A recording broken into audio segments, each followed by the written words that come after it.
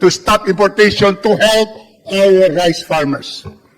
Mr. Chairman, we thank the Secretary because during the budget hearing, he pledged that the measly 12.2% budget for Mindanao will be increased because Mindanao has a population of 22.3% of our country, that is 26% of 116 million Filipinos as of December 2024.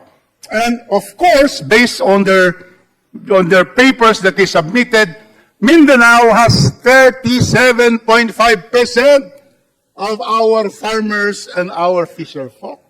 And that is why we thank the Secretary, who is now doing his best to increase the 12.2 million to probably about 33%, the 12% to 33%. Is that all right, Secretary?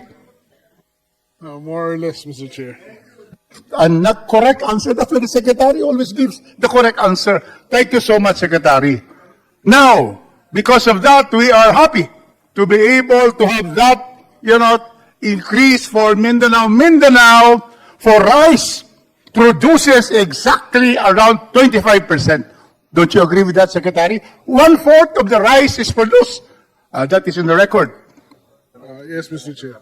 And because later on, these two committees will hold hearings on corn. Corn, Mindanao produces 60% of corn of the country, 60% of coconut in the country, 100% of rubber in this country, and most of the pineapples and all the other products that we have. That is why Mindanao is so-called the bread basket. Don't you agree, Undersecretary Asis? We confirm. Thank you. Mr. Chair. Two confirmation from two big shots already. Now, bananas it's always about more than 60%. Now, my question now is directed because you have already promised, so we have no more questions for you. My question now is on the committees, the two committees. This is the question from Mindanao. Agenda. Committee on Agriculture and Food, joint with the Committee on Ways and Means, looking now at the resource persons. Rice farmers, all from Luzon. We thank you for coming. Nobody from Mindanao invited to this joint meeting. Rice farmers, zero for Mindanao. And we, in Misamis Oriental, Cagayan de Oro, Region 10, will produce a lot of rice and nobody has been invited from Mindanao, Mr. Chairman. Next, rice millers, traders. Nobody from Mindanao is invited to be present in this particular forum. We will know why there is discrimination by the two handsome gentlemen of this committee. We will know. Because we cannot proceed with discussions of rice, prohibition of importation, and rice, the welfare of our farmers, rice farmers in Mindanao, if there is no representation, Mr. Chairman, we will know why we are discriminated upon. I do not want to lie. But in fact, that was my very same question because it was Mark who came up with the guest list, not me. Akala ko sasagutin. Let me aside. I don't abandon my comrades in war. It was Mark who did it, not me. So he has the answer. Yes. Our deepest apologies, Honorable Do not Bigas. apologize. I would now just like to request, because we don't want apologies from our distinguished members. But next time, our chairperson, next time, consider Mindanao and invite them to come. Let's have a budget. Kasi ito, all of those, the rice farmers and millers are from Luzon and they can just take a ride, land transportation. But in Mindanao, you have to take the plane. And that is why there has to be a budget, both our very distinguished chairperson, so that we can bring them here. Because if you don't have a budget, you tell me, I'm going to spend, so that there will be representation of Mindanao, that you will have rice farmers and rice millers to come on my expense, but you will not do that. You will always include in your budget, so that we have a complete discussion of Luzon. There's also no Visayas, but that's the problem of the Visayas. I'm only talking about the problem of Mindanao.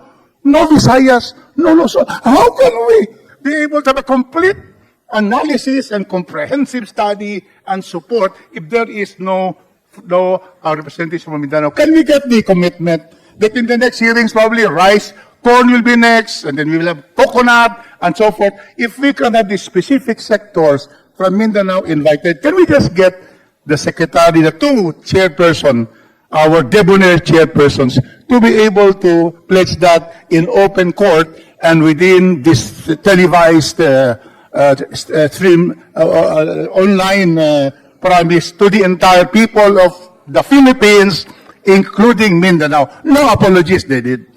Rest assured, Honorable Rufus Rodriguez, that in the succeeding hearing and hearings, we will include and we will charge it to the Committee on Ways and Means, if necessary. Thank you very much.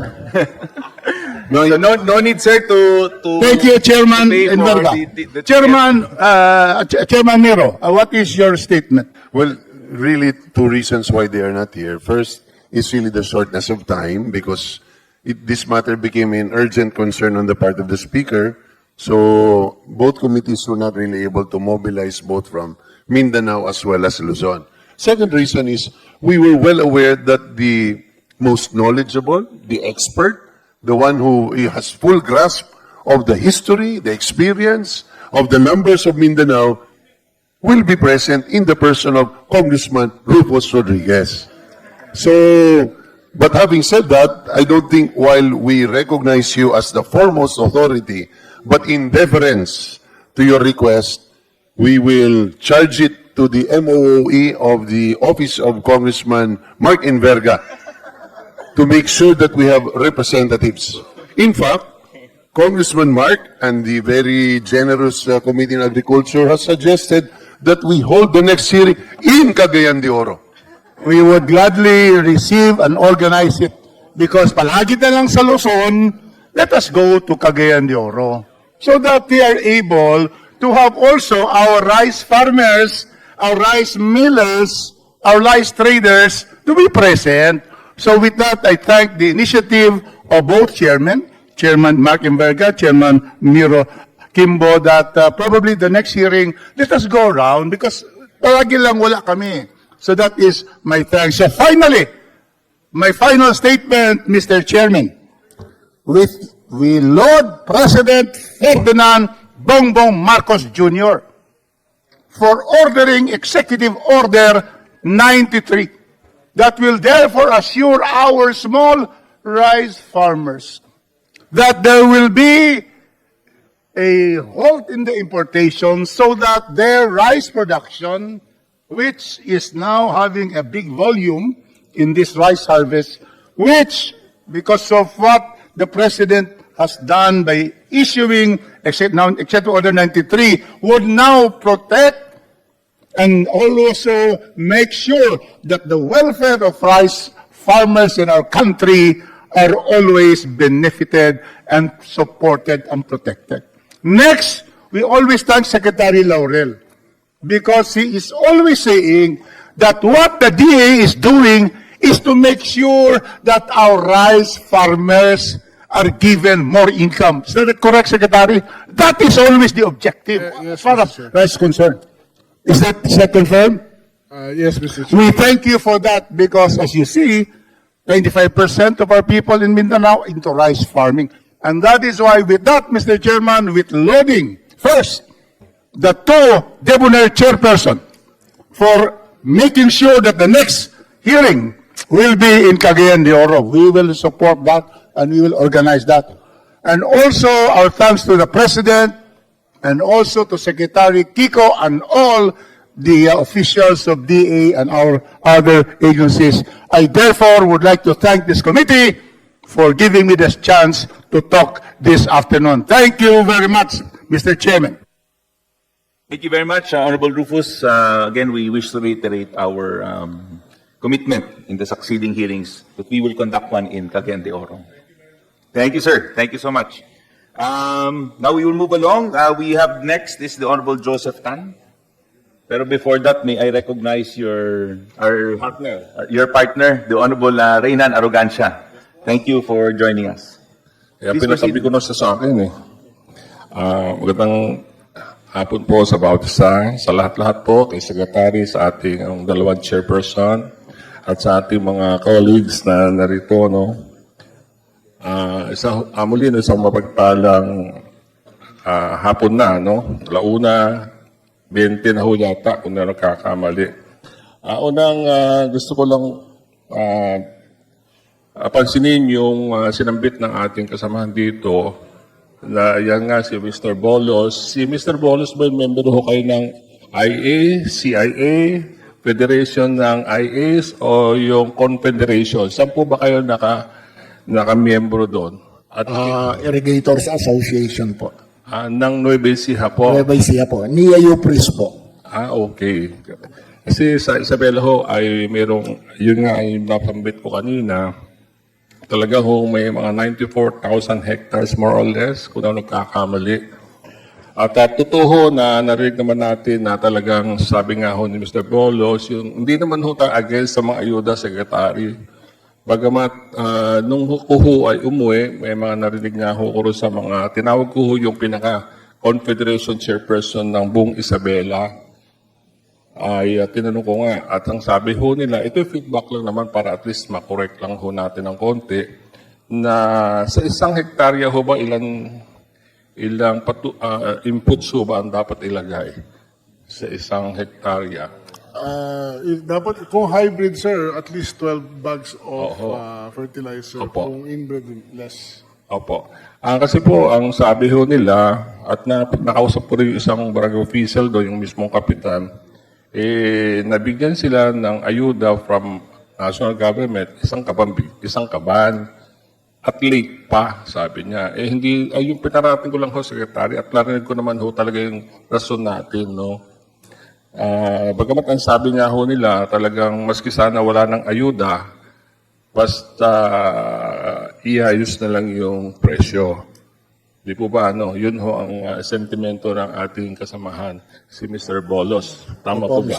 Opo, Mr. Chair. At narinig din ho natin yung ayuda mula sa NFA kapag more than 5,000 square meter ay hindi na siya mabibili ng NFA. Kunyari, nag 1 hectare siya, nag 2 hectares, hindi na sila entitled na mabili nyo ng mas mahal. At ang bawat barangay, ang sinasabi ko ho doon sa Isabela side, sa isang barangay, 15 lang ang mabibili sa isang farmer, at sa isang barangay, 8 farmers lang. So, 8 times 15, magiging 120 kabans lang. Yun lang ho ba ang talagang naigayak para sa pagbili ng NFA? Kaya ako naman natatanong kasi at least yun ho yung sentimento sa baba. At gusto ko lang naman natin i-correct, iayos, para at least yung tulong natin ay talagang may baba. Mr. Chair. Thank you, Mr. Chair. Ang pinalabas po nating polisiya dyan, dahil nga po mas marami dapat magsasaka ang makabenepisyo sa programa po ng NFA, ay 100 kaban kada magsasaka. Yun po ang standing rule natin sa pagbili po ng palay. Hindi ko po maintindihan yung 15 kung saan po yun.